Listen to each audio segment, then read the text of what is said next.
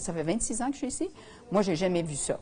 3 cas en si peu de temps. Habituellement, l'hôpital Sainte-Justine enregistre chaque année 1 ou 2 accidents causés par des tondeuses de tout genre.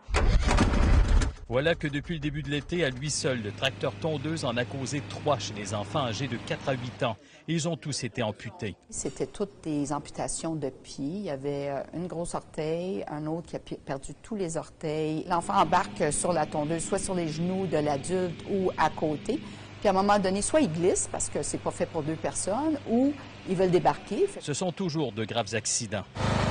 La lame, elle continue à tourner, hein. Fait que la partie amputée, elle se fait recouper, là. Fait qu'on peut même pas les réimplanter dans la majorité des cas. J'embarquais souvent sur le tracteur avec mon grand-père. Je me promenais, tu sais. Daniel Lantaigne a subi un accident semblable à l'âge de 4 ans. Il venait de descendre du tracteur tondeuse de son grand-père et devait entrer dans la maison, mais il est tombé près d'une haie. Mon grand-père ne m'a pas vu à ce moment-là, puis c'est là que la lame du tracteur a sectionné la partie arrière de mon pied droit. J'ai des petits flashs, donc je m'en rappelle un peu par bridge. Je me souviens vraiment, l'instant de panique, l'ambulance, mon grand-père qui m'a pris dans ses bras, m'a amené chez les voisins. C'est le docteur Egerzighi qui l'a opéré au talon droit, mais il a dû subir une autre amputation à l'adolescence. C'est la décision que j'ai prise à l'âge de 15 ans de procéder à une réamputation en bas du genou. Ce qui a été le plus dur, évidemment, c'est l'ensemble des séjours à Sainte-Justine parce qu'il y avait des plaies, des infections.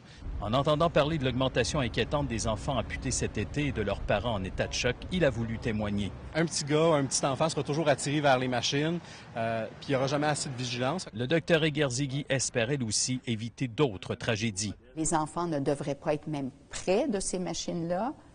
Tondeuse dehors, enfant dedans. Harold Gagné, TVA Nouvelles, Montréal.